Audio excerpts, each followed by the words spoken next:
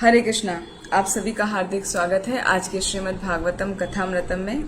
हमारा नवा स्कंद चल रहा है और आज हम 10वां अध्याय करने वाले हैं रामायण या भगवान रामचंद्र जी की लीलाएं। आइए हम अपने सेशन का शुरुआत करते हैं मंगलाचरण से। ओम अज्ञानतिमिरन्धस्य ज्ञानञ्जनशलाकया चक्षुरुन्मीलितं येन तस्मै श्रीगुरुवे नमः। ॐ नमो भगवते वासुदेवाय। ॐ नमो भगवते वासुदेवाय। ॐ नमो भगवते वासुदेवाय। नारायणं नमस्कृत्यं नरं चैव नरोत्तमं देवीं सरस्वतीं व्यासं ततो जयमुदीरयेत्। नष्टप्रायेष्वभद्रेषु नित्यं भागवत सेवया भगवती उत्तमा श्लोके भक्तिर्भवती नष्टिकीः। हरे कृष्णा। एक बार फिर आप सभी का हार्दिक स्वागत है आज श्रीमद् भागवतम कथामृतम में।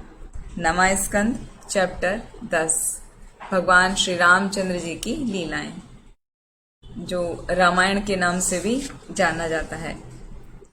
और ये श्रीमद् भागवतम की खासियत है कि रामायण तो रामचरितमानस में आप सभी जानते हैं कितना बड़ा है। उसको पढ़ने में जब उसका पाठ किया जाता है तो कंटिन्यूस यदि आप पाठ करें तो भी 24 आवर्स लगते हैं। और यहाँ पर सुखदेव गोस्वामी ने एक चैप्टर में पूरे रामायण को कंक्लूड कर दिया है। तो हम वो जानेंगे सुखदेव गोस्वामी के मुख से कि उन्होंने किस तरह उसको प्रस्तुत किया है रामायण को। तो हम जो रामायण रामचरितमानस की जो भगवान नाम की कथाएं हैं, गाथाएं हैं, वो सब डिटेल में नहीं ले रहे हैं। जो यहाँ पर श्रीमद् भागवतम में सुखदेव गोस्वामी ने वर्णन किया है उतना ही हम वर्णन करेंगे। जब ही हमारा सत्र पूरे हो जाएंगे, श्रीमद् भागवतम पूरा हो जाएगा, तब हम रामायण शुरू करेंगे, फिर वहां डिटेल में लेंगे, तब उसका आनंद ले सकते हैं। तो यहाँ पर सुखदेव गोस्वामी बता रहे हैं कि खटवांग महाराज जो हैं, जो एक मुहूर्त में जिन्होंने भगवत धाम की प्राप्ति कर ली थी। पिछले सत्र में हमने सुना था ना खटवांग महाराज की कथा। तो खटवांग महाराज को जब वो देवताओं को उन्होंने युद्ध जिता दिया था, राक्षसों से असुरों का वध कर दिया था, तो क्या हुआ था, वो सभी देवता प्रसन्न हो गए थे और उन्होंने कहा था कि आप कुछ वरदान मांगिए। तो खटवांग महाराज ने कहा था कि मुझे कुछ वरदान की आवश्यकता नहीं है, मुझे तो केवल आप ये बता दीजिए कि मेरे कितना समय शेष है, अभी इस जगत में कितना समय मेरा शेष है, मेरी मतलब मृत्यु कब होगी, ऐसे करके इनडायरेक्टली पूछा। तो देवतागण कहने लगे कि आपका तो केवल एक ही मुहूर्त शेष है। मुहूर्त का अर्थ है 48 मिनट्स। तो 48 मिनट्स शेष है। तो एक ही मुहूर्त में जैसे ही उनको पता चला, वो सबसे पहले तो विमान से अपने घर वापस आए और जितना देर में वो वापस आए उतना देर में वो सोचते रहे, प्लान करते रहे कि किस तरह घर जाकर अपने मन को भगवान कृष्ण के चरण कमलों पे समर्पित कर देना है। तो वो जैसे ही घर पहुंचे तो उन्होंने सब कुछ छोड़ दिया और अपना मन पूरा भगवान के चरण कमलों में लगा दिया। और इस तरह जब उन्होंने पूरा फोकस कर दिया, सब चीज से वो मुक्त हो गए, उन्हें किसी के प्रति कोई आसक्ति नहीं रही। तो जब वो पूरा एकनिष्ठ भक्ति, एकनिष्ठ ध्यान उन्होंने भगवान के चरण कमलों में लगा दिया, तो क्या हुआ, उनको भगवत धाम की प्राप्ति हो गई। तो यहाँ तक हमने पिछली बार कथा सुनी थी। ये जितनी भी कथाएं हैं, हर चैप्टर दूसरे से कनेक्टेड है, इसलिए पहले वाला हम उसको बताते हैं कि वो क्या पीछे चल रहा है।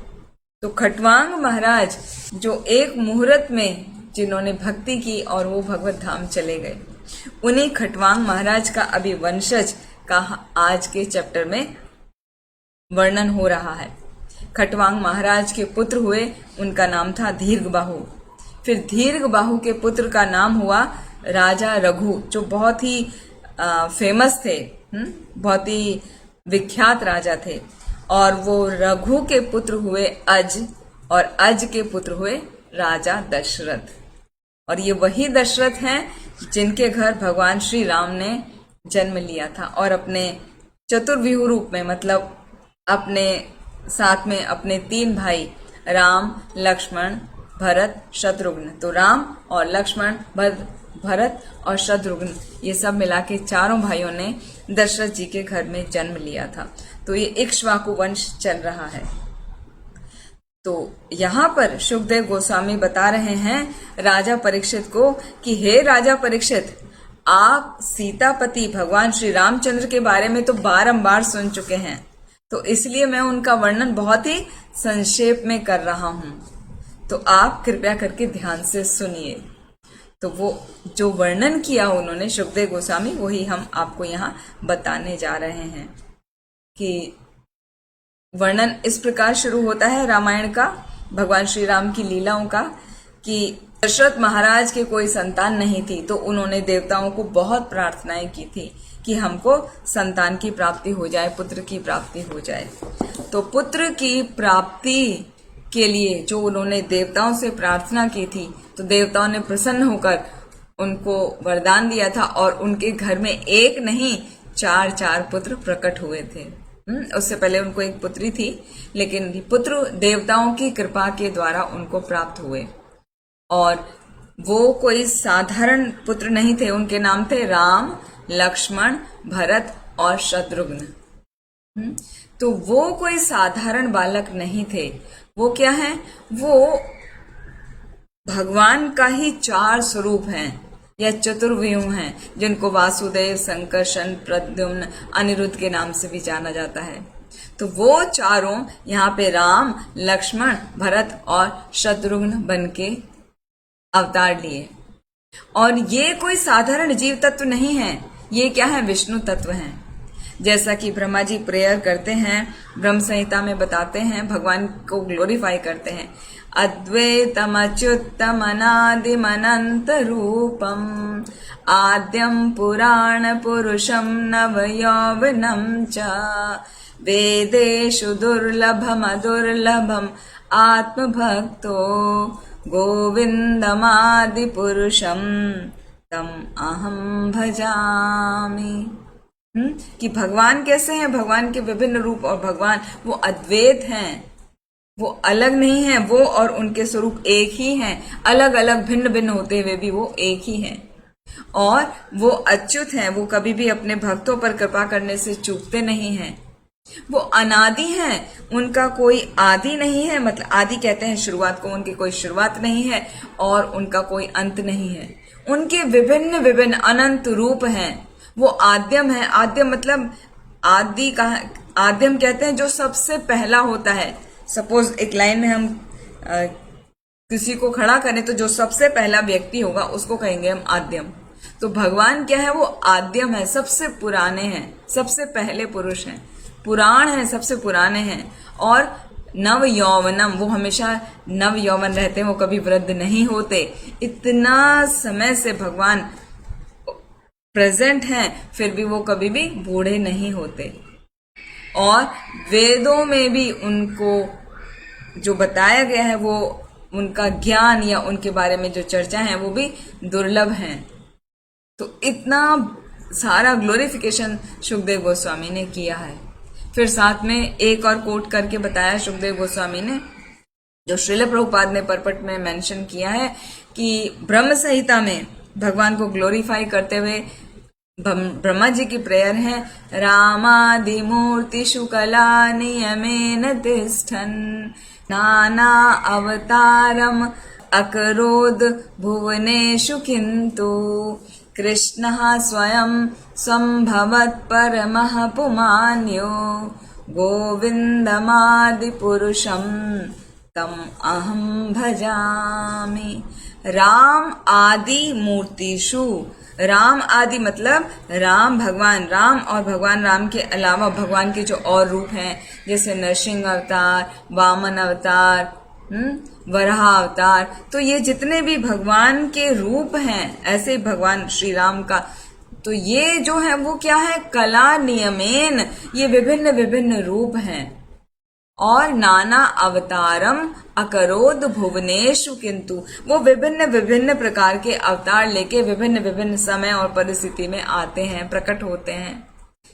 कृष्णा स्वयं संभवत परमः पुमान्यो, लेकिन कृष्ण जो है वो ही स्वयं भगवान है और जो प्रकट हुए किस रूप में, पुमान यो, व्यक्ति के रूप में। एक साधारण मानव, दिखने में वो मानव ही लगते थे, तो उसके रूप में प्रकट हुए। ऐसे भगवान श्री राम को, ऐसे भगवान कृष्ण को मैं प्रणाम करता हूं, ऐसे गोविंद को मैं प्रणाम करता हूं। तो इस तरह से उनका ग्लोरिफिकेशन ब्रह्मा जी ने बताया है भगवान राम का, जब उनका प्राकट्य हुआ। तो यहाँ पे प्राकट्य में उनकी बाल लीलाएं वो सब नहीं ली हैं, सुखदेव गोस्वामी ने बस इतना ही चर्चा की है कि वो प्रकट हुए और चारों भाई एक साथ प्रकट हुए, है ना। दशरथ की 3 पत्नियां थीं, कौशल्या, केकई और सुमित्रा। कौशल्या के पुत्र हुए राम, केकई के पुत्र हुए भरत और सुमित्रा के लक्ष्मण और शत्रुघ्न। तो इस तरह से 4 पुत्र हुए 3 रानियों के। तो यहाँ पर बताया गया है कि रामायण जो है वो बहुत अनेकों हैं, इतनी हैं कि साउथ में हम देखेंगे तो बहुत सारी रामायण है, नॉर्थ में अलग रामायण है, और हर जगह महाराष्ट्र साइड में देखेंगे तो उनके अलग रामायण है। रामायण मतलब अलग अलग व्यक्ति ने अपने अपने जो उसका भाव था उसके अनुसार भगवान की लीलाओं का वर्णन किया है। लेकिन जो मुख्य है वो है, जो ओरिजिनल है वो है वाल्मीकि रामायण, जो वाल्मीकि मुनि ने लिखी थी भगवान की लीलाओं के बारे में। तो वो ही ऑथेंटिक है, उसी को कोट करते हुए यहाँ सुखदेव गोस्वामी ने कुछ श्लोकों को सार के रूप में प्रस्तुत किया है, जो यहाँ पर रामचंद्र जी की लीलाओं के बारे में वर्णन आता है। तो यहाँ पर बताया कि उनका जन्म हुआ, जन्म के बाद में सीधा वहां पर आ गए कि अभी वो बड़े हो गए हैं, युवक स्थिति में आ गए हैं, है ना। तो युवा हो गए हैं, तो जब वो युवा हो गए तो विश्वामित्र ने जब देखा कि ये अभी थोड़े बड़े हो गए हैं और ये राक्षसों का वध करने में सक्षम है, इन्होंने विद्या सब सीख ली है, हालांकि वो तो भगवान है, उन्हें तो सब आता है, लेकिन फिर भी उम्र के अनुसार उन्होंने सब सीख ली। तो विश्वामित्र एक बार उनके पास आए, उनके पिता दशरथ के पास, और उनको कहने लगे कि जब हम यज्ञ करते हैं तो हमारे यज्ञ में विभिन्न प्रकार के असुर और राक्षस वहां पर आते हैं और उत्पात मचाते हैं, हमारे यज्ञ को नष्ट भ्रष्ट कर देते हैं। तो दशरथ महाराज कहने लगे, बताइए हम आपके लिए क्या कर सकते हैं। तो विश्वामित्र ने कहा था, मुझे ये आपका पुत्र दे दीजिए, ये जो बड़ा पुत्र हैं श्री राम और उनके साथ में लक्ष्मण, ये दोनों भाइयों को दे दीजिए। तो वहां पे दशरथ महाराज कहने लगे, तो ये तो अभी छोटे बच्चे हैं, किशोरावस्था में, ये कैसे ही बड़े बड़े राक्षसों का वध करेंगे। तो वो समझाने लगे, नहीं नहीं, इनको किशोर अवस्था के साधारण बालक मत समझो, तुम नहीं जानते, ये तो परम पुरुष का अवतार है, ये तो स्वयं अवतार भगवान राम के रूप में यहाँ प्रकट हुए हैं, मानव के रूप में प्रकट हुए हैं। तो इनको किसी प्रकार की कोई हानि नहीं होगी, बल्कि ये सभी राक्षसों को मारने में, भगाने में सक्षम हैं, तो कृपया करके आप उन्हें भेज दीजिए। तो तब विश्वामित्र के कहने पे भगवान राम और लक्ष्मण को वो विश्वामित्र लेके चले गए, जिससे उनके यज्ञ स्थली में जो वो यज्ञ करते थे उससे दुष्टों से उस यज्ञ की रक्षा हो सके। तो उन्होंने अनेकों दुष्टों का वहां पर वध किया। तो वहां पर सुखदेव गोस्वामी ने बताया है कि जब दशरथ महाराज को कह रहे हैं कि हे राजन, आप घबराओ नहीं, भगवान राम की लीलाएं जो हैं वो हाथी के बच्चे के समान है, बहुत ही अद्भुत है। हाथी का बच्चा इस तरह से तुलना करी है कि वो देखने में भले ही कोमल है, लग रहा है छोटा है, लेकिन उसके अंदर भी इतनी ताकत होती है हाथी के बच्चे के अंदर कि वो गन्ना आसानी से तोड़ लेता है, उखाड़ लेता है और उसको तोड़ भी देता है। तो जैसे हाथी का बच्चा बलशाली होता है, ऐसे ही आपके ये दोनों पुत्र जो हैं बहुत ही बलशाली हैं, देखने में भले ही वो बहुत ही कोमल काया उनकी लग रही है, तो आप घबराइए नहीं। तो यहाँ पर ये उन्होंने वर्णन किया। फिर जब वो सब करके वो फ्री हो गए सब दुष्टों से, तो एक दिन विश्वामित्र उनको लेके गए कहाँ पर, जहां पर सीता जी का स्वयंवर होना है, मिथिला नरेश जनक महाराज के यहाँ।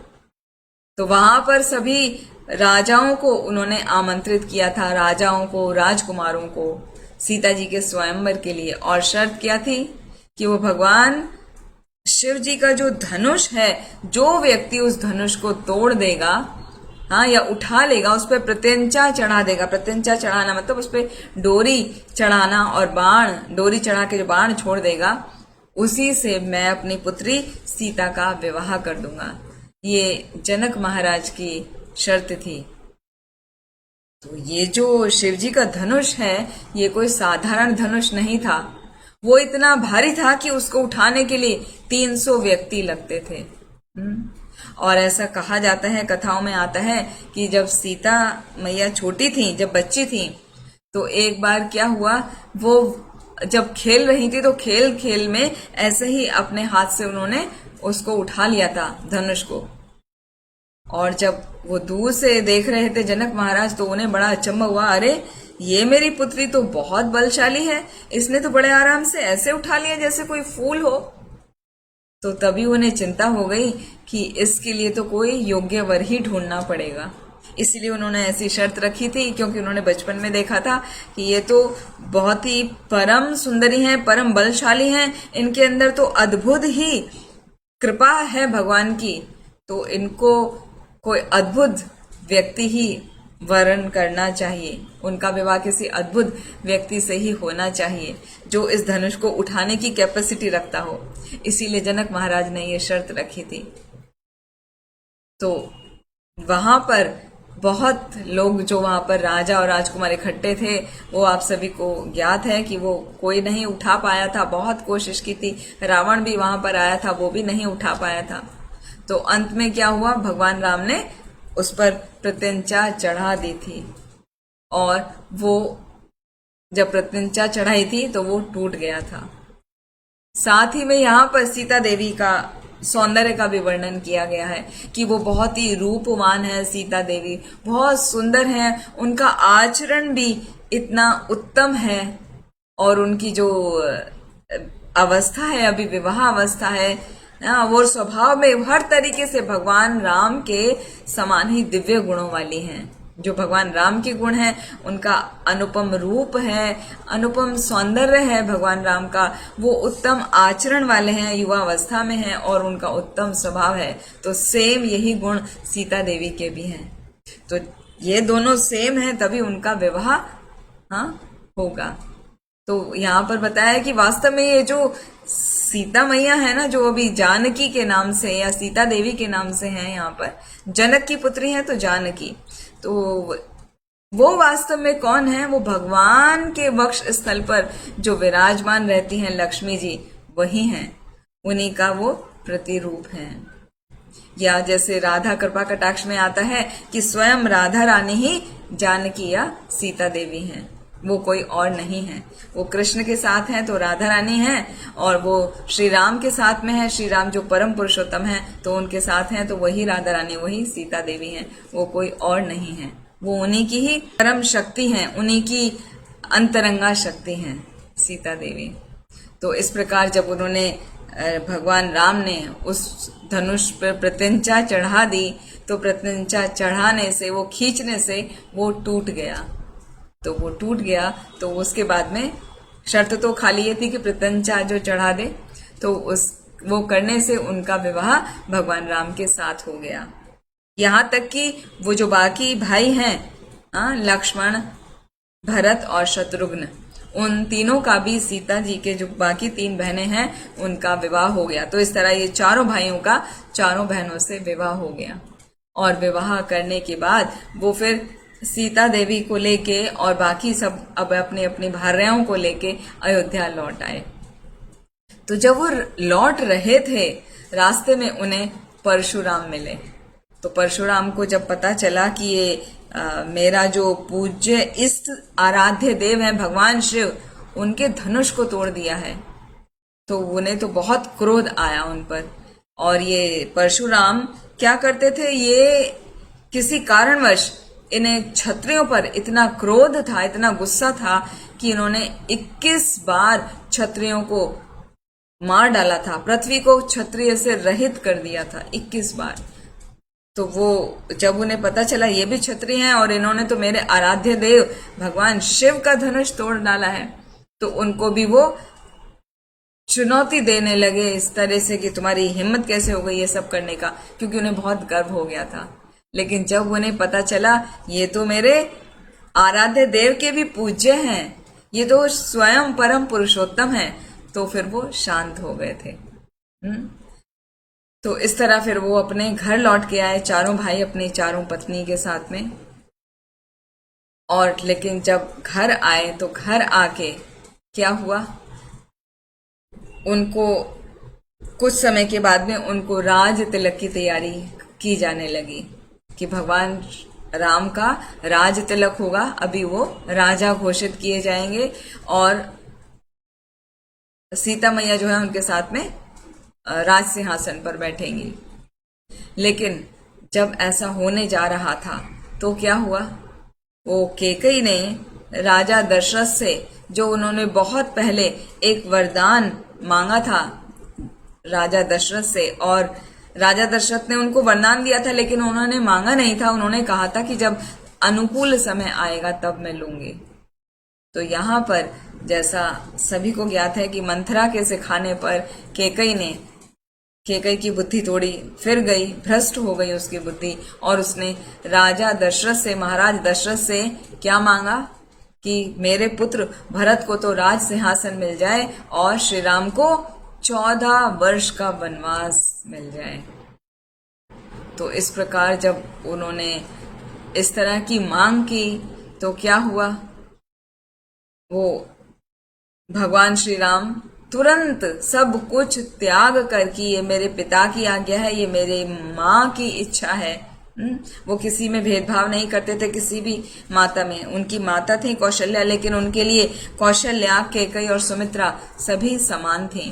तो मेरी माता ने मुझे इच्छा है और मेरे पिता की आज्ञा है, क्योंकि माँ ने पिता को बोला तो वो उन्होंने हालांकि आज्ञा नहीं दी थी, वो तो बहुत परेशान हो गए थे, फिर बीमार रहने लगे। उसी में पुत्र विछोह में उनका शरीर भी छूट गया था, वो सब हो गया था। लेकिन भगवान राम अपने पुरुषोत्तम है ना, उनको तो परम पुरुषोत्तम कहा जाता है ना, मर्यादा पुरुषोत्तम कहा जाता है। तो अपनी मर्यादा से वो डिगे नहीं, उन्होंने पिता की आज्ञा को शिरोधार्य किया और अपने राज्य का, समस्त ऐश्वर्य का, मित्रों का, बंधु बांधवों का, शुभ चिंतकों का, सभी का त्याग कर दिया और सब कुछ छोड़कर वो वन में चले गए। हालांकि वो हमें पता है कि किस प्रकार जब वो जा रहे थे तो सब नगरवासी उनके पीछे पीछे आए। फिर रात में उन्होंने क्या किया, अपना फिर जब वो सब सो गए तो सुबह अर्ली मॉर्निंग में उठ के वो लोग आगे चले गए और किसी को पता भी नहीं चल पाया। तो आगे की फिर घटना यहाँ पर सुखदेव गोस्वामी ने इस प्रकार वर्णन किया है कि जब वो आगे जा रहे हैं तो भगवान श्री राम के वो नंगे पैर जा रहे हैं, क्योंकि वो उन्होंने अपनी खड़ाव जो है वहीं पर छोड़ दी, सब कुछ त्याग दिया ना, सन्यासी का वेश उन्होंने धारण कर लिया था। तो वो नंगे पैर वन को जा रहे हैं। तो भगवान श्री राम के चरण इतने कोमल हैं कि उनकी जो नित्य संगनी है श्रीमती सीता जी, सीता मैया, तो वो भी यदि उनके हाथ स्पर्श करती हैं भगवान श्री राम को तो उनको स्पर्श सहन नहीं होता, इतने कोमल भगवान के चरण हैं। फिर भी सीता देवी और लक्ष्मण के साथ वो नंगे पैर एक वन से दूसरे वन में विचरण करने लगे। भले ही कितना ही वो कोमल था उनका शरीर, फिर भी वो उस अपने पिता की आज्ञा का पालन करने के लिए उन्होंने ऐसा किया। फिर जब वो वन में रह रहे थे तो क्या हुआ, वन में उनको तरह तरह के राक्षसों के द्वारा उनको प्रताड़ित किया गया। जैसे शूर्पणखा आई। शूर्पणखा जो थी वो रावण की बहन है और उसका मन जो है भगवान श्री राम के सौंदर्य और रूप को देखकर आकर्षित हो गया। वो उनसे विवाह करने की उसको इच्छा हुई। तो उसने क्या किया, शूर्पणखा एक सुंदर स्त्री का रूप धरकर वहां पर आई और भगवान राम को अपना प्रपोजल दिया, कि मैं आपसे विवाह करना चाहती हूँ, कृपया करके आप मुझसे विवाह कर लीजिए। तो भगवान राम ने कहा कि वो आप अंदर देख रहे हैं ना कुटिया में, वो मेरी पत्नी है, मैं पहले से ही विवाहित हूँ, तो मैं दोबारा विवाह नहीं कर सकता।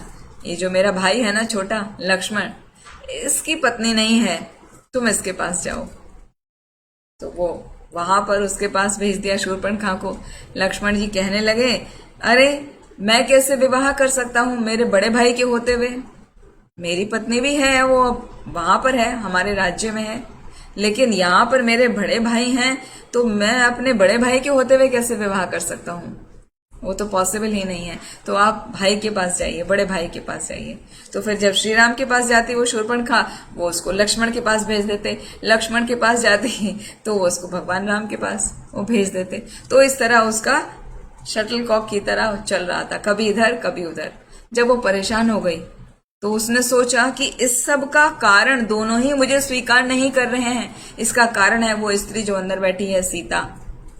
सीता जिसका ये नाम ले रहे हैं, उसके कारण मेरी ये स्थिति हो रही है। तो मुझे उसको मार देना चाहिए। जब मैं उसको मार दूंगी तो ये कह ही नहीं सकते, तब तो इनको मुझे स्वीकार करना पड़ेगा। तो ऐसा सोच के शूर्पणखा जो चली कि सीता को मैं झपटूं और उसको हानि पहुंचाऊं, उसका वध कर दूं। तुरंत फिर लक्ष्मण ने उसके नाक काट डाली, उसके नाक कान काट लिए सीता मैया की रक्षा करने के लिए, जिससे वो वहां तक नहीं पहुंच पाए। तो इस प्रकार शूर्पणखा फिर गई अपने भाई रावण के पास और रावण को सब बताया कि एक स्त्री है जो बहुत ही सुंदर है, बहुत ही उसका सौंदर्य है, बहुत ही उसका रूप है, बहुत ही सुंदर उसका आचरण है। तो ऐसी स्त्री के पीछे वो दो भाई हैं, उन्होंने मेरे ऐसे नाक कान काट डाले, मुझे अपमानित किया। तो आप जाओ और उस स्त्री को हर के ले आओ।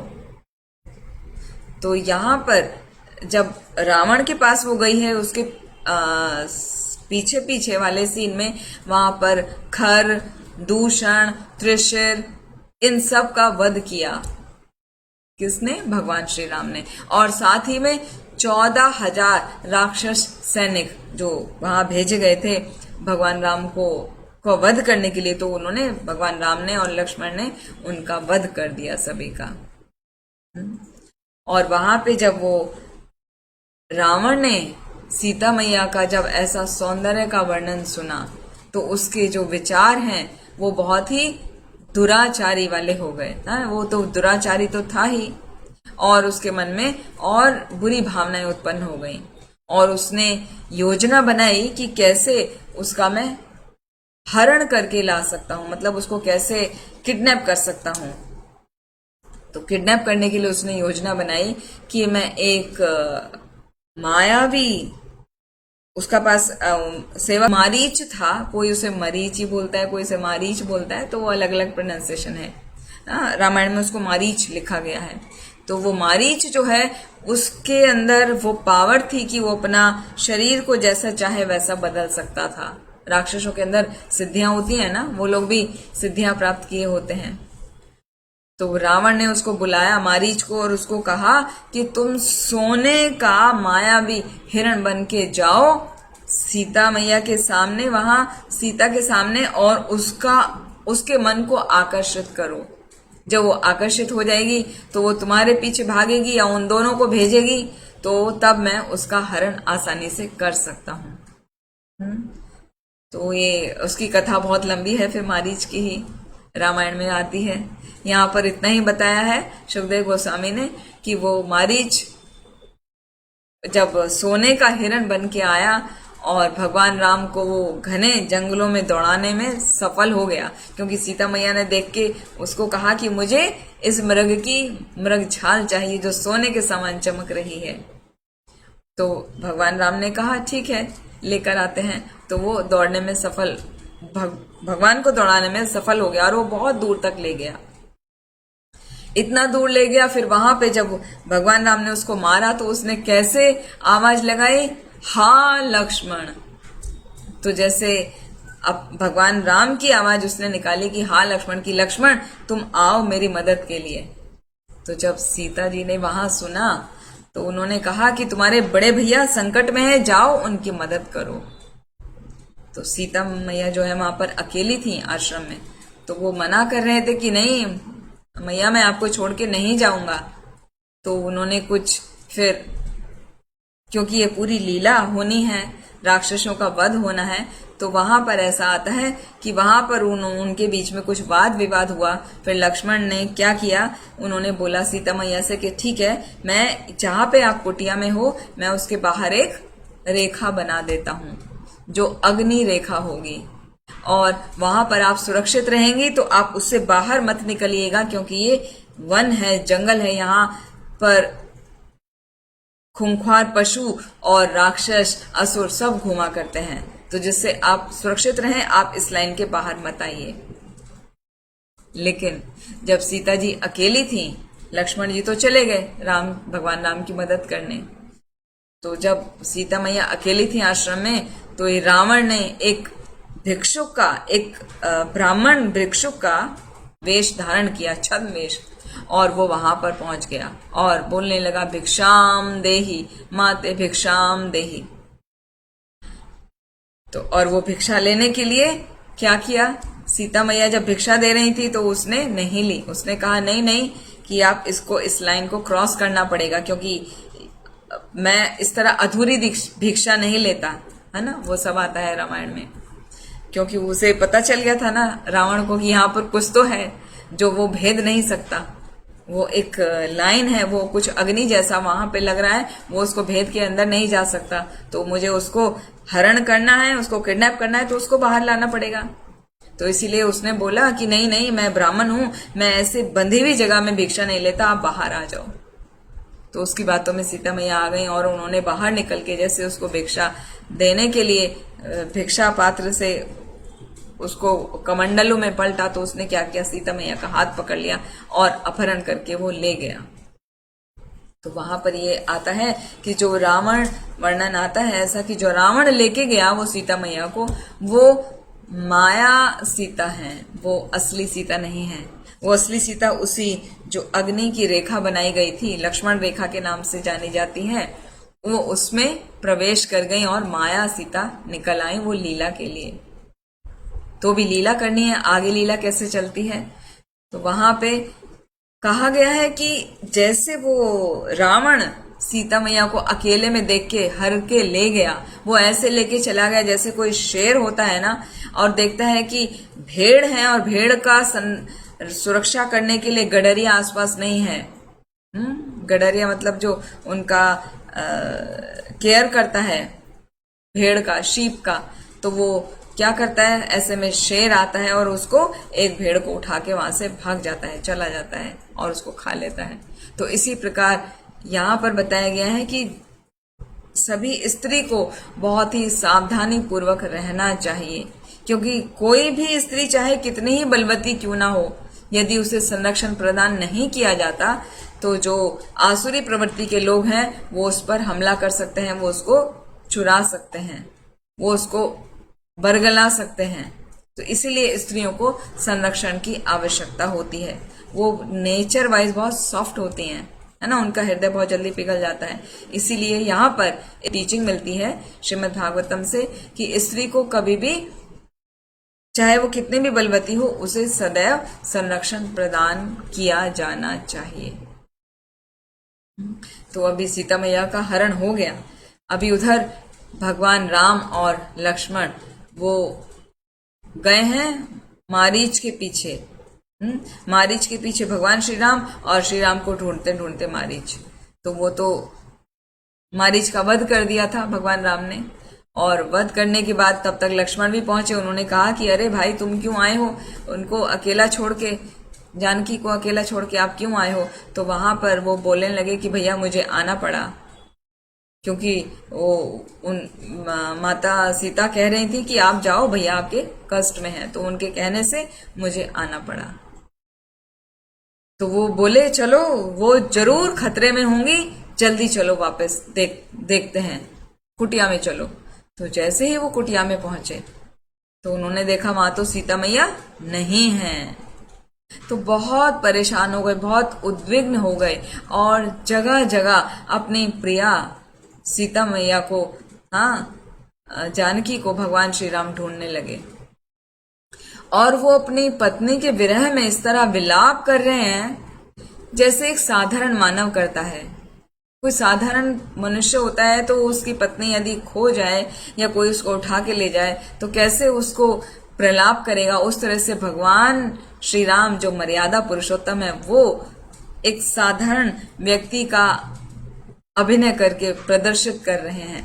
और वो ऐसा नहीं है कि वो अपनी पत्नी से आसक्त हैं, वो तो पूर्ण पुरुषोत्तम है ना, लेकिन वो दिखा रहे हैं जताने के लिए कि यदि कोई भौतिक दृष्टि में, यदि कोई भौतिक जगत में अनुरक्त होता है तो उसे किस प्रकार कष्ट मिलता है। तो उसमें दो टीचिंग्स आती हैं वहां पे। पहला तो ये आता है कि जब कोई ऐसे जंगल में जाए कभी भी जहां पर प्रॉपर आबादी ना हो, वहां पर अपने साथ अपनी पत्नी को ना लेके जाए। जहां सुरक्षा का खतरा हो वहां अपनी पत्नी को नहीं लेके जाना चाहिए। पत्नी को घर पर ही अपने परिवार के अन्य सदस्यों के साथ छोड़कर जाना चाहिए, जंगल में नहीं लेके जाना चाहिए। और दूसरा यह है कि जो अपनी स्त्री के प्रति अनुरक्त रहता है ना, बहुत ही ज्यादा अटैच रहता है कि नहीं हम तो लेके जाएंगे, कुछ भी हो जाए, हम है ना, हम कितने हैं। कभी तो आपका ऐसा समय होगा कि आपको थोड़े बहुत देर के लिए बाहर जाना पड़ेगा, तो जब ऐसा खतरा होता है तो कुछ भी हो सकता है। इसलिए ऐसा खतरा मोल नहीं लेना चाहिए, ऐसी हमें यहाँ पर टीचिंग मिलती है। और साथ में ये भी टीचिंग है कि जो लोग यदि ये सोचते हैं कि भगवान राम एक साधारण मानव की तरह कैसे वो रो रहे हैं, विलाप कर रहे हैं, क्रंदन कर रहे हैं अपनी पत्नी के जाने पर, तो वो क्या, कहां से वो भगवान है। तो वहां पर आता है भगवत गीता में 9वें अध्याय में आता है 9.11 में, अवजानन्ति माम मूढ़ा मानुषिम तनुम आश्रिता, कि जो मूढ़ लोग होते हैं, मूर्ख लोग होते हैं, वो ये समझते हैं कि मैंने अब मनुष्य का रूप लिया है, जबकि मैं ऐसा नहीं हूं। और वो मेरे साथ में उपहास करते हैं। तो भगवान की आध्यात्मिक शक्ति को नहीं समझते, वो उनका उपहास करते हैं, भगवान के दिव्य स्वभाव को नहीं जानते, तो वो कैसे हैं, मूढ़ हैं। जीव गोस्वामी वर्णन करते हैं कि भगवान जो है वो तो समस्त चराचरों में अपने अंश का विस्तार करते हैं, वो तो परमात्मा है, उनको किस प्रकार का कोई कष्ट, उन्हें थोड़ी कष्ट हो सकता है। लेकिन जो आध्यात्मिक जगत है उसमें भगवान सभी प्रकार के प्रेम का व्यवहार दिखाते हैं, प्रदर्शित करते हैं। भगवान में ये सारे लक्षण प्रकट होते हैं। कि भगवान वो अपने लक्षणों से दिखा रहे हैं कि मैं निराकार नहीं हूं, मैं शक्तिहीन नहीं हूं, मैं सच्चिदानंद हूं, विग्रह सच्चिदानंद, सच्चित और आनंद के बने हैं। मतलब भगवान पूर्ण ज्ञान से परिपूर्ण है, वो शाश्वत हैं और वो आनंद से भरे हुए हैं। और वो जो प्रेम का व्यवहार दिखाते हैं, वहां पर बताया गया है कि प्रेम का व्यवहार जो भगवान दिखाते हैं वो पूरे 5 प्रकार के भाव होते हैं जो केवल भगवान प्रदर्शित कर सकते हैं, साधारण इंसान नहीं। लेकिन उसमें से कुछ भाव हमारे अंदर भी प्रकट होते हैं। तो वो क्या है, वो भगवान की ये स्थिति समझाने के लिए कि वो दिव्य हैं, वहां पर ये थोड़ा सा भावों का भी वर्णन आता है। तो वो भाव है सात्विक भाव, संचारी भाव, विलाप, मूर्छा और उन्माद। तो सात्विक भाव वो होते हैं जो अपने आप से घटित होते हैं, 8 प्रकार के होते हैं। जैसे कोई चीज देख के अचंभे में रह जाना, स्तंभ जैसा बन जाना, जहां पर खड़े हैं वैसी का वैसी रह गए। फिर उसमें होता है एक स्वेद, स्वेद मतलब आपने कुछ देखा और आपको पसीना पसीना छूट गया, पूरे पसीने पसीने हो गए, तो आपको कोई कंट्रोल नहीं है अपने ऊपर। तीसरा है रोमांच आना, कि आपने कुछ देखा तो आपको पूरा रोमांच आ गया। रोमांच आने में क्या होता है, हेयर स्टैंड ऑन एंड, हमारे जो शरीर के रोए हैं वो खड़े हो जाते हैं। फिर चौथा है वॉइस चोकअप, मतलब जो हमारा गला है बोलते बोलते रुंध जाता है। जैसे कभी हमारे मन में कोई भाव आता है तो क्या हमारा मुख से आवाज नहीं निकलती, तो वो सात्विक भाव का ही एक भाग है। फिर अश्रु, बोलते बोलते या कुछ कहते हुए या देखते हुए अचानक से अश्रु आ जाते हैं, तो वो सात्विक भाव है। फिर है कंपन, हाँ, शरीर कांपने लगता है। फिर सातवां है चेहरे का रंग बदलने लगता है, शरीर का रंग। अभी कैसे कुछ आपने ऐसी घटना देखी है, आपके सामने कुछ ऐसा घटित हुआ तो चेहरे का रंग या तो बिल्कुल डर के मारे पीला पड़ गया या गुस्से के मारे पूरा लाल हो गया, तो ऐसे चेहरे का रंग बदलता है। और आठवां भाव है वो सात्विक का हिस्सा है, आठवां प्रलाप। प्रलाप मतलब वो चेतना शून्य हो जाता है, वो रोता है और रो के वो उसकी चेतना चली जाती है, मतलब अनकॉन्शियस हो जाता है वो। तो इस तरह से ये सभी जो सात्विक भाव हैं वो अपने आप घटित होते हैं, तो भगवान के अंदर ये भाव प्रकट हो रहे हैं। फिर एक है संचारी भाव, हाँ, ये थोड़ा ऐसे नॉलेज के लिए बता रहे हैं। संचारी भाव ये 33 प्रकार का होता है। ये जैसे सात्विक भाव का बताया वो स्थायी होता है, वो अपने आप आता है, अपने आप होता है, उस पर हमारा कोई कंट्रोल नहीं होता। लेकिन संचारी जो होता है वो अस्थायी है, वो क्षणिक है, अभी आया और अभी खत्म। वो एक भाव से दूसरे भाव में बदलता रहता है। जैसे दूध में उफान आता है ना, दूध में उफान आया, दूध निकल गया और फिर शांत, या उस पर आपने पानी छिड़क दिया तो तुरंत शांत। तो संचारी भाव ऐसा होता है। एक होता है विलाप की, वो बहुत ज्यादा रोता है, हाँ, क्रंदन करता है। एक होता है मूर्छाना, मतलब फेंट होना, जो फेंट हो जाते हैं। और एक है उन्माद। उन्माद मतलब चित्त आपका जो है वो बदल गया, चित्त विभ्रम या सनक सी जैसी हो गई कि हमें ये करना है तो सनकी हो गए, कोई समझा भी रहा है तो भी नहीं समझ में आ रहा है। तो ये जो पांचों प्रकार के भाव हैं ये भगवान में पूर्ण देखने को मिलते हैं, जो कि यहाँ प्रेम व्यवहार के द्वारा भगवान दिखा रहे हैं। जब वो सीता जी को ढूंढने के लिए वो विरह में विलाप कर रहे हैं तो वो ऐसा है, तो उनको स्वेद है, रोमांच है, अश्रु है, कंपन है, वो सभी प्रकट एक साथ प्रकट हो रहे हैं। तो वहां पर ये टीचिंग है कि ये सब देख के ये नहीं सोचना चाहिए कि वो राम जो अपनी पत्नी के पीछे ऐसा विलाप कर रहे हैं तो वो साधारण मानव है, नहीं, वो तो भगवान है, वो तो परम पुरुषोत्तम है। वो तो खाली दिखा रहे हैं अपना उसके द्वारा कि हाँ ये मनुष्य में किस प्रकार प्रकट होते हैं और ऐसी स्थिति में एक साधारण मनुष्य की क्या स्थिति हो जाती है। भगवान तो सच्चिदानंद के बने हुए हैं ना, वो थोड़ी ना ये सब उनको प्रॉब्लम होने वाला है। तो यहाँ पे बहुत सुंदर टीचिंग मिलती है इस पोर्शन में हमें। फिर आगे वर्णन कर रहे हैं सुखदेव गोस्वामी कि जब सीता मैया को वो ढूंढ रहे हैं, ढूंढते ढूंढते उन्हें रास्ते में भेंट हुई जटायु से। देखिए कथा कितना फास्ट फास्ट आगे बढ़ रही है। जटायु से भेंट हुई तो जटायु की स्थिति ऐसी है, वो ऐसी हालत में है कि जैसे उसने किसी के साथ युद्ध किया है और युद्ध करने में वो बुरी तरह हताहत हो गया है और उसकी स्थिति ऐसी थी वो अपनी अंतिम सांसें गिन रहा था। जटायु वो वास्तव में भगवान श्री राम का ही इंतजार कर रहा था कि कब वो आएंगे।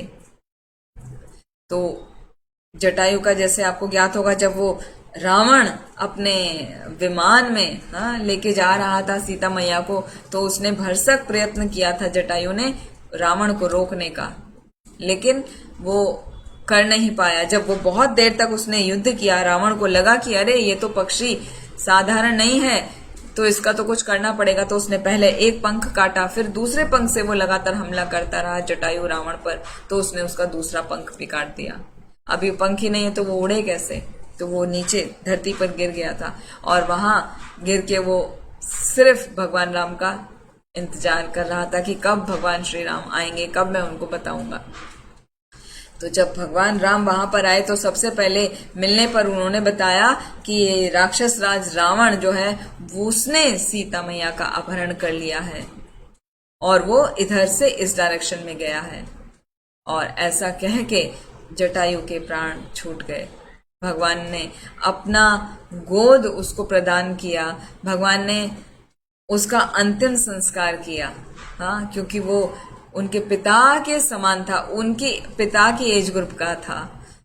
तो यहाँ पर जैसे वर्णन आता है रामायण में कि जटायु कितना भाग्यशाली था कि उसको अपने पुत्र समान है भगवान श्री राम, जो उन पुत्र समान परम पुरुषोत्तम के हाथ से उनका अंतिम संस्कार किया गया, तो वो कितना भाग्यशाली हैं।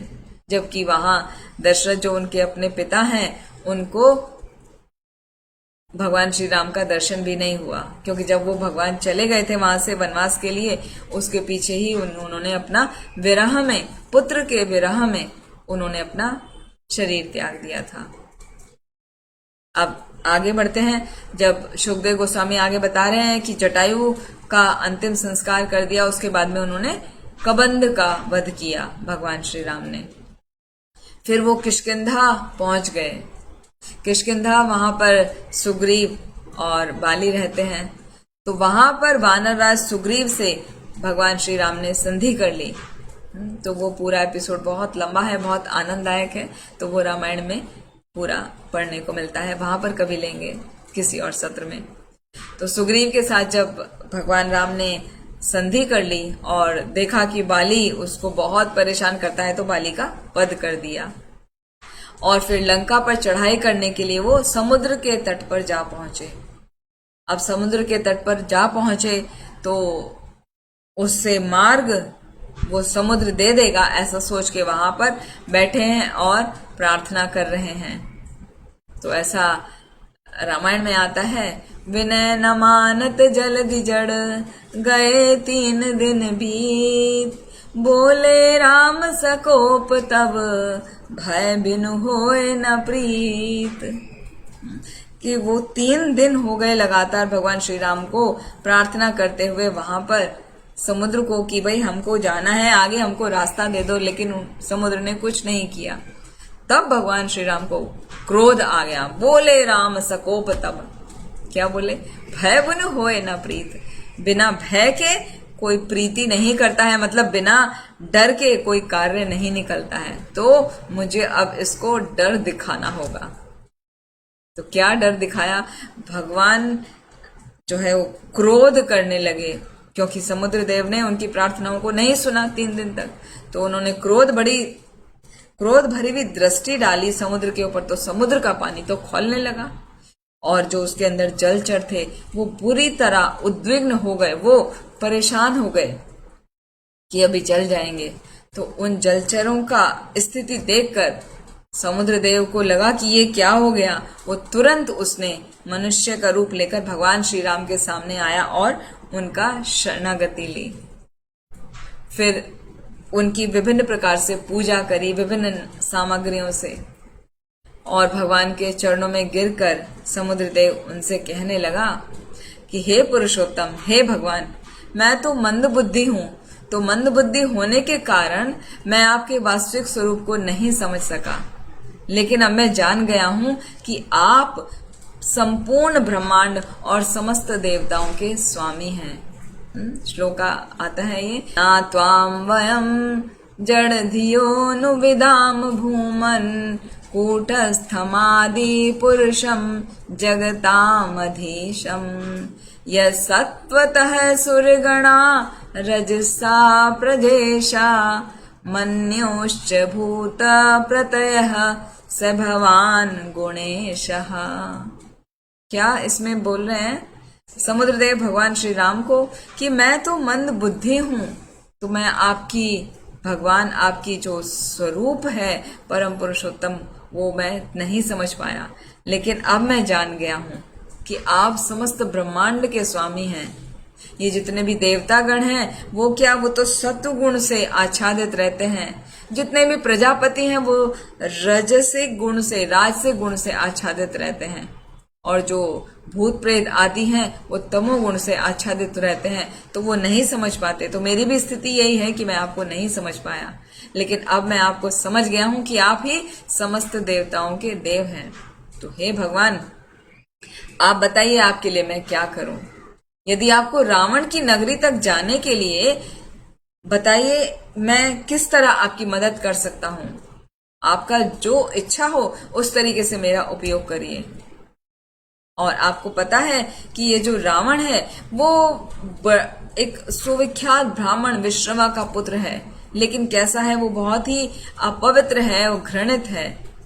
तो कृपया करके आप जाइए और उसका वध कर दीजिए और आपकी भार्या हाँ सीता मैया को लेकर आइए, पुनः प्राप्त करिए।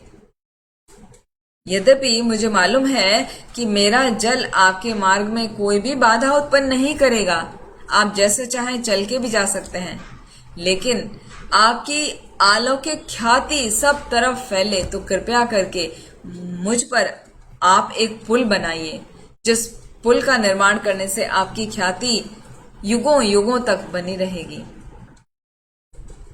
तो ऐसा सुनकर और भगवान श्री राम की आज्ञा पाकर जितने भी वानर थे उनके सेना में वो सभी बड़ी बड़ी चट्टानें लेकर समुद्र में उन्होंने फेंकना शुरू कर दिया।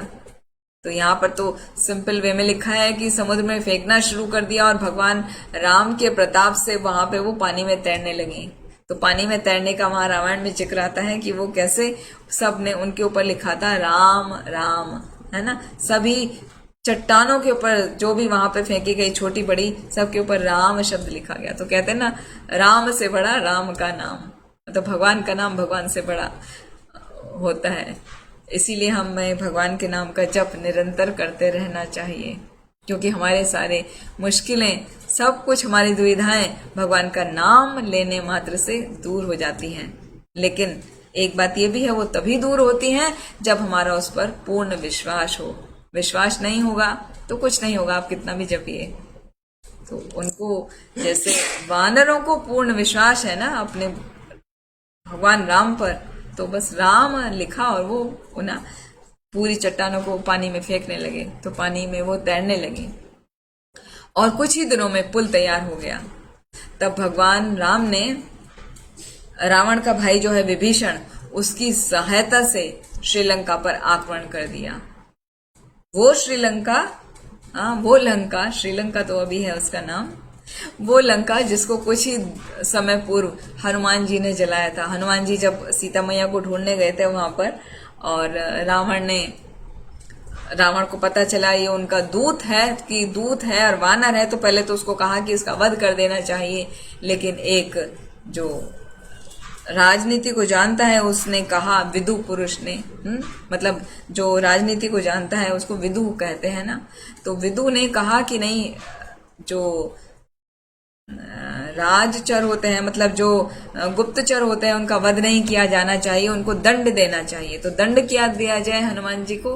हनुमान है, वानर है, तो वानर की पूंछ जला दी जाए तो उसको उपयुक्त दंड होगा। उसकी पूंछ जल जाएगी तो उसके लिए पर्याप्त अपमान है और वो अपमान उसकी मृत्यु के ही बराबर है। तो तब रावण ने हनुमान जी की पूंछ में आग लगाने के लिए बहुत सारा कपड़ा लपेटा गया था, तेल में डुबोया गया था, और हनुमान जी ने क्या किया था, रावण के पूरे महल में जितने भी गुम्बद थे, जितने भी घर थे, सब के ऊपर कूद कूद के पहुंच के सब जगह सोने की लंका थी, तो पूरी जल के खाक हो गई थी।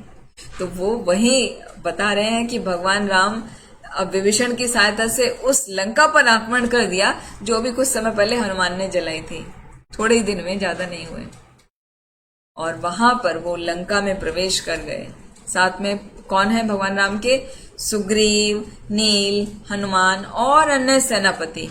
उनके नेतृत्व में वानर सैनिकों ने विभिन्न उद्यान, जो बाग बगीचे हैं, नगर के द्वार हैं, सभागार हैं, महल हैं, उन सभी के मार्गों पर मोर्चा डाल दिया। मतलब यहाँ अभी हमारा हो गया, हम चाहेंगे तो कोई आगे जाएगा, नहीं चाहेंगे तो नहीं जाएगा। तो उन्होंने पूरा घेराव कर लिया, मतलब हर तरफ वानर सेना ने, और सारे चौराहे, चबूतर, गुम्बद, सजावट सबको नष्ट विनष्ट कर दिया।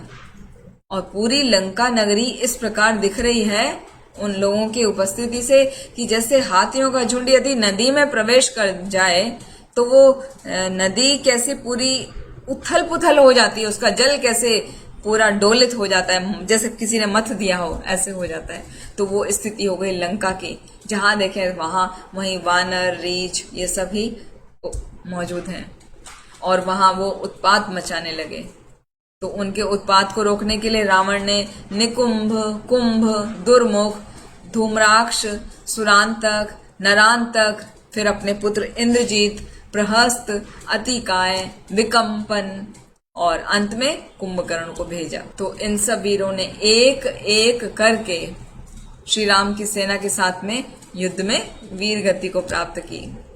मतलब वो सब एक एक करके मारे गए। पैदल सैनिक, घुड़सवार, रथ पे सवार, हाथी पे सवार, जितने भी सैनिक थे, वो जो उनकी सेना थी राक्षसों की, वो सारी सेना विभिन्न प्रकार के अस्त्र और शस्त्रों से लैस थी। तो भगवान रामचंद्र के जो सेना में हैं लक्ष्मण, सुग्रीव, हनुमान, गंधमादन, नील, अंगद, जाम्बवान और पनस, इन सब की सहायता से पूरी सेना ने, भगवान राम की सेना ने रावण की सेना पर आक्रमण कर दिया। लेकिन क्या हुआ, वो तो ज्यादा ताकतवर है, ये तो बंदर है खाली, हाँ वो तो राक्षस हैं, बहुत पावरफुल हैं। लेकिन क्योंकि रावण ने सीता मैया का हरण किया था, तो सीता मैया ने उसको श्राप दिया था, तो श्राप के कारण रावण के जितने भी योद्धा हैं उन सबका सौभाग्य नष्ट हो चुका था और वो भगवान राम के सैनिकों द्वारा आसानी से मार दिए गए। सब यमलोक पहुंच गए। कोई बड़े बड़े पत्थर, पर्वत, वृक्ष, गदा, बाण, जिसको जो मिला वो उनकी सेना पर फेंके, रावण की सेना पर फेंके और वो सब जो है मर गए, वो यमलोक को चले गए। तो यहाँ पर एक छोटी सी वैल्यू है, देखने को सीखने को मिलती है कि हमें शत्रु को अपनी शक्ति पूरी लगा के लड़ना चाहिए, लेकिन विजय पानी है तो हमें भगवान पर ही आश्रित रहना चाहिए।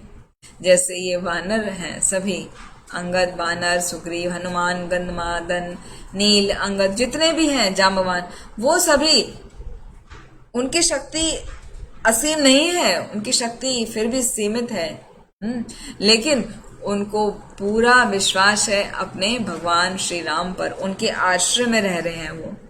तो वही बताया जा रहा है कि हमें यदि कहीं पर अपने कुछ एफर्ट्स डालने हैं या हमें युद्ध भी करना पड़े, किसी से झगड़ा लड़ाई भी करनी पड़े अपना वर्णाश्रम धर्म का पालन करने के लिए, तो वो करना चाहिए, लेकिन विजय पाने के लिए भगवान पर ही आश्रित रहना चाहिए कि अपना कार्य करो, do your efforts, put your efforts, बाकी सब भगवान के ऊपर छोड़ देना चाहिए।